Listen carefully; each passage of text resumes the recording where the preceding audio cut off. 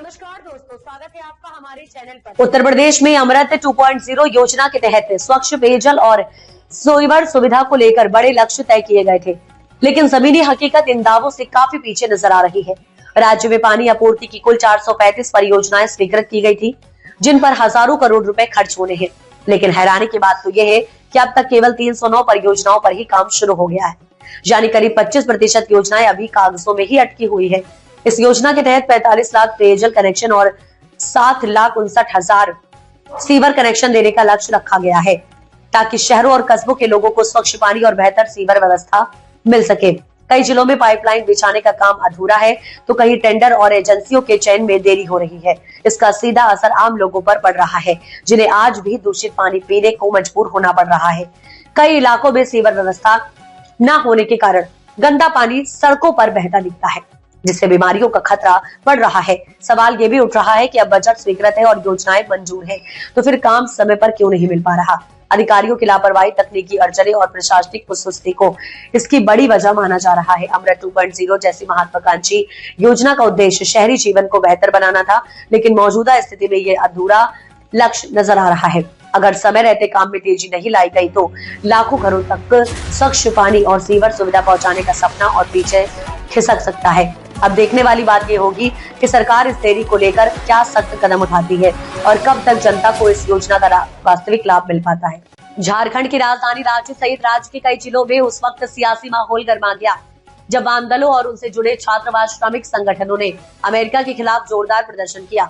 ये विरोध प्रदर्शन वेनेजुएला के राष्ट्रपति निकोलस मादुरो और उसकी पत्नी के कथित अपहरण को लेकर अमेरिकी साजिश के आरोपों के खिलाफ किया गया है। प्रदर्शनकारियों का कहना था कि अमेरिकी राष्ट्रपति डोनाल्ड ट्रंप के नेतृत्व में अमेरिका एक संप्रभु देश के लोकतांत्रिक रूप से चुने गए राष्ट्रपति को हटाने और अपहरण जैसी साजिश रच रहा है।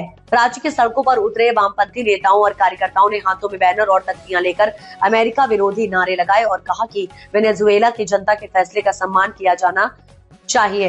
आपको बता दें कि प्रदर्शनकारियों ने यह भी आरोप लगाया कि अमेरिका लगातार लैटिन अमेरिकी देशों के आंतरिक मामलों में दखल देता रहा है और आर्थिक प्रतिबंधों तथा राजनीतिक दबाव के जरिए वहां की सरकारों को अस्थिर करने की कोशिश करता है।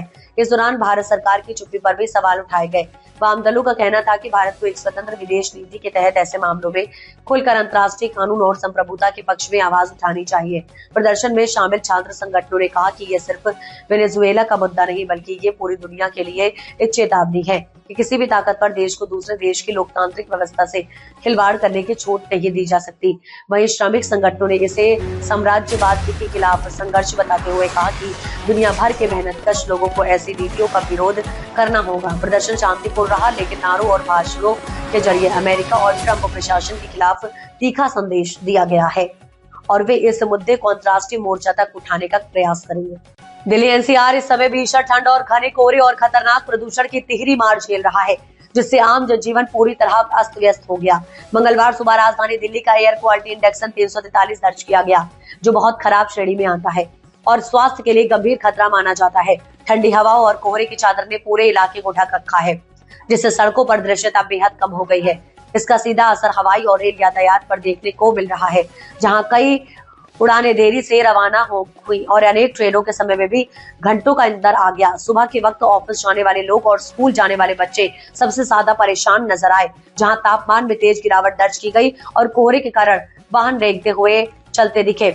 मौसम विभाग के अनुसार आने वाले कुछ दिनों तक राहत की उम्मीद नहीं है, क्योंकि घना कोहरा बने रहने और न्यूनतम तापमान में और गिरावट की संभावना दर्ज की गई है। विशेषज्ञों का कहना है कि इस मौसम में बुजुर्गों, बच्चों और सांस के मरीजों को विशेष सावधानी बरतनी चाहिए, क्योंकि ठंड के साथ प्रदूषण मिलकर फेफड़ों और दिल से जुड़ी समस्या बढ़ा सकता है। डॉक्टर सुबह की सैर से बचने, मास्क पहने और गर्म कपड़ों के इस्तेमाल की सलाह दे रहे हैं। वहीं प्रशासन ने भी लोगों से अपील की है कि जरूरी ना हो तो घर से बाहर ना निकले, यात्रा ना करे, यात्रा टाले और ट्रैफिक नियमों का पालन करें। कोहरे के चलते एक्सप्रेसवे और हाईवे पर भी हादसों का खतरा बढ़ गया है। ऐसे में वाहन चालकों को धीमी गति और फॉग लाइट का इस्तेमाल करने की सलाह दी जा रही है। कुल मिलाकर दिल्ली एनसीआर में ठंड, कोहरा और प्रदूषण मिलकर लोगों की मुश्किलें बढ़ा रहे हैं।